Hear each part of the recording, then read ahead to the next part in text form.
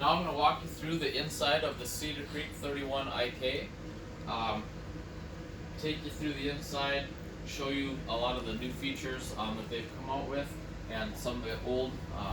If you've owned a camper before, some will be familiar, some will be new, but we'll walk you through that.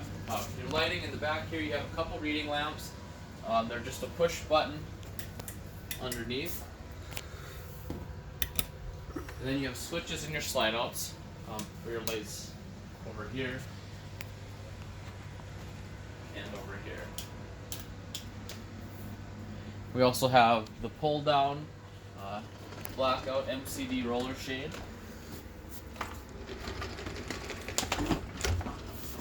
And they'll slowly roll back up when you're all done. If Jesse can do it. There you go. Right here you have your stereo. You can turn that on. It has multiple zones for sound. This is your radio, your DVD player as well. You can change your modes right here. Your settings, have your presets for your favorite radio station. It's also Bluetooth capable, so you can pair it with your favorite device. Hook it up with a USB or an auxiliary port there as well. That obviously will tie into your television. And don't be scared about the technology. Everything inside the camper does have manuals, so any questions that you may have, you can just refer to those manuals or hand the remote to your grandchildren and they can always help you run it through. Then your fireplace right here. You can have it running for just lighting, or it actually, as you see, there is a thermostat on here. It will put out about 5,000 BTUs of heat as well. Now I'm going to shut that off again right away as we are only hooked up to 110. That will draw quite a bit of power, and I don't want to blow the circuit as we're trying to walk you through the units.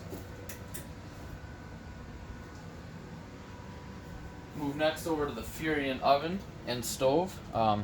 The Furion has its own igniter for the stove top as well as the oven. You just go to the blue flame as you're holding that down, hit the igniter, and it'll fire off. And then you can just move it over and adjust for temp.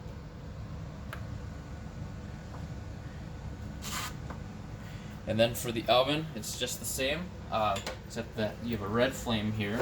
Open it up so you can see, but there's a pilot light under there.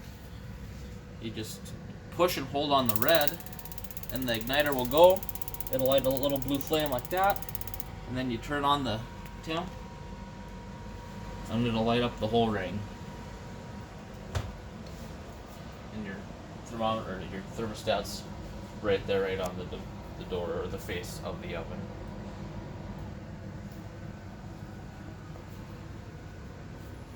We also have a convection microwave. They call that the halftime oven. You can cook a pizza in there, or you can make your popcorn, all the typical things the microwave is famous for doing, or you can put things in there that you would utilize your oven in your oven, and it'll cook it in about half the time as well. So, moving on to the refrigerator, you have a nice 18 cubic foot 4-door Norcold refrigerator. You hit the power button. Your temperature setting is just a little thermostat looking button here, 1 through 9 there, and then you have your selector right there. There's a little electrical cord and a little drop that is indicating gas. Now you have the plug right there. The black is indicating what it's on. So right now I'm choosing that it's on electricity. If I hit it again, now I'm choosing for it to be on gas. The black will indicate that. Or if you want to have it on automatic, it'll go to that smaller one, and then as you see, it lights up the black, showing which one it's on. Now if I lose power at my pole, it'll automatically switch over to the gas side.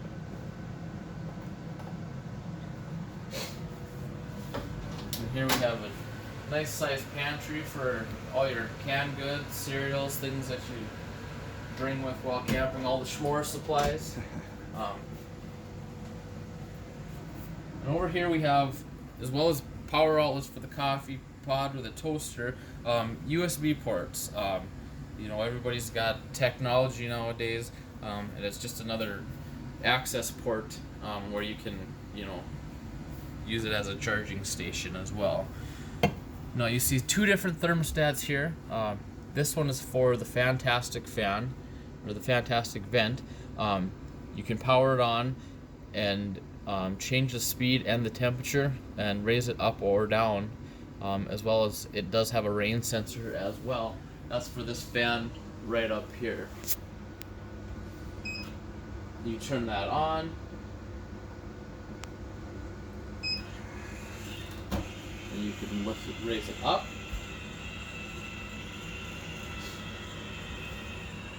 And she'll open up.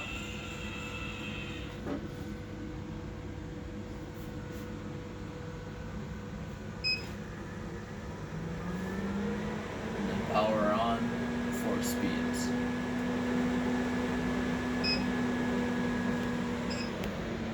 Cranking down for speed. Also adjust for temperature as well. This is really nice for if you head out to camp.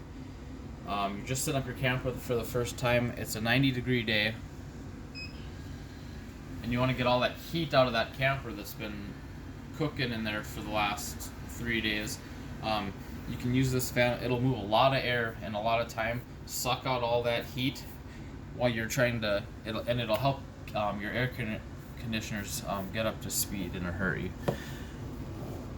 Your other thermostat right here, this will run their furnace and your air conditioner. So you can choose the mode.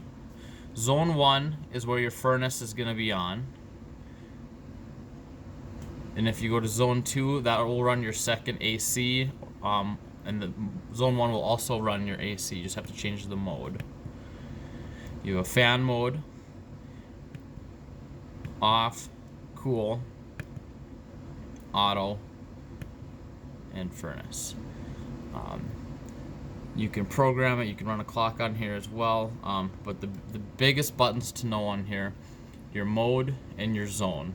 Again, the furnace is on Zone 1, as well as the first AC. The second,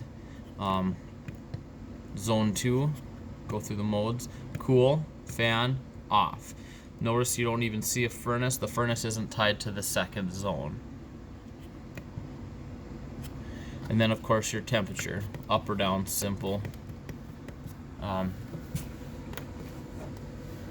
If you hit, over here you have a Fahrenheit and Celsius, so if you want to switch it over to Celsius, you can do that just by hitting that button as well. So, into the hallway, have a little aisle light. And then we have the computer board of the camper. That's for your ceiling fan right there.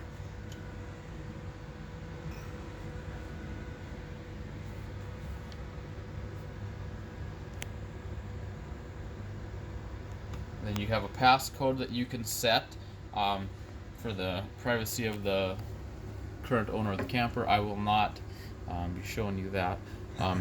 But in here it's the brain of the camper. You have that access panel that we showed you on the exterior walkthrough. This is what that's all for. Your water pump, your interior lights. If you want to shut off all your interior lights that aren't on switches, you just hit the button. All the interior lights go off. Hit it again, all go on. You also have exterior lights, security lights outside. If it were to have a generator, you could prime it and start it from inside here. You can run your slides from here, raise and lower your hitch.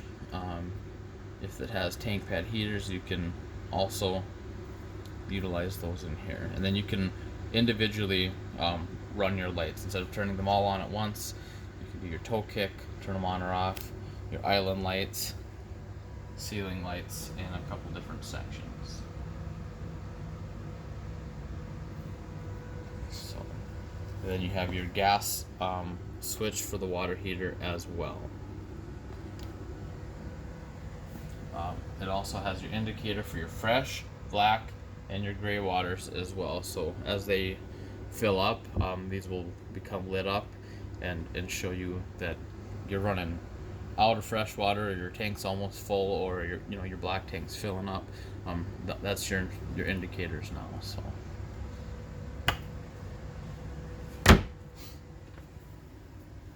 Move into the bathroom here.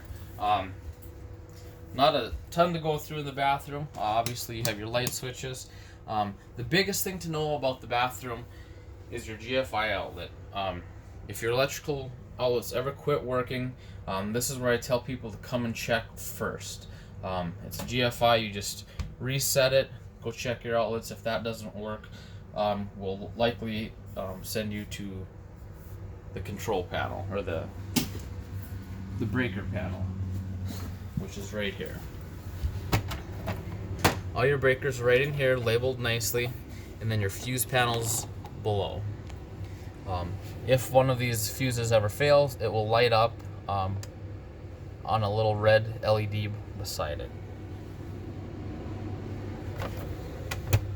Have a LP detector here, as well as your central vac system.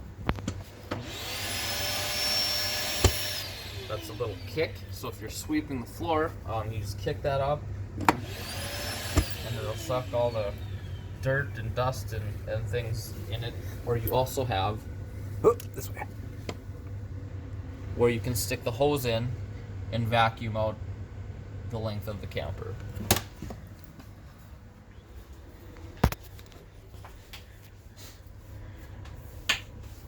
Then otherwise, you have your lock right here.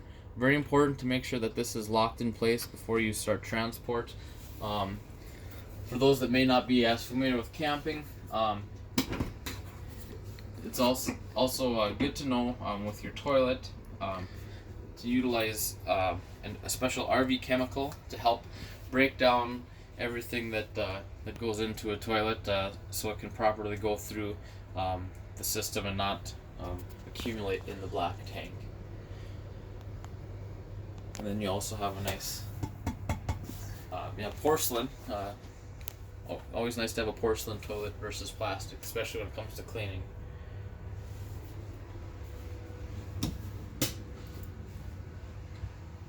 Now in the bedroom here, you have another second television as well.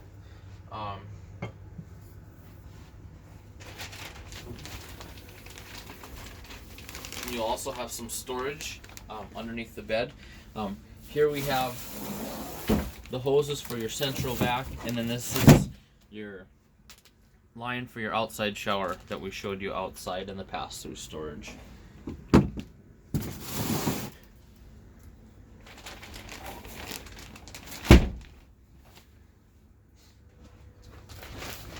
Now in the front bedroom here, you have two nice folding chairs.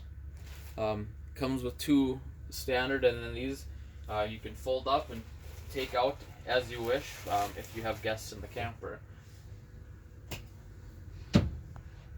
Behind here, you also have a washer dryer prep if you wanted to put a washer or a dryer into the unit. That's where we would hook it in right here. We would drill in a dryer vent and then put in a stackable unit here for you. It also is pre-wired with a booster as well.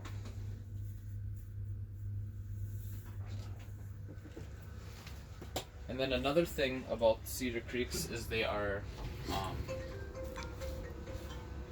Getting a phone call. they are also capable of running a solar panel as well, which is nice for having a battery maintainer on there. We also have a whisper quiet air conditioning system. I know we went through the thermostat. You'll notice that if you look on the ceilings, you don't see the air conditioner. That's because it's mounted on top and pushed through the side.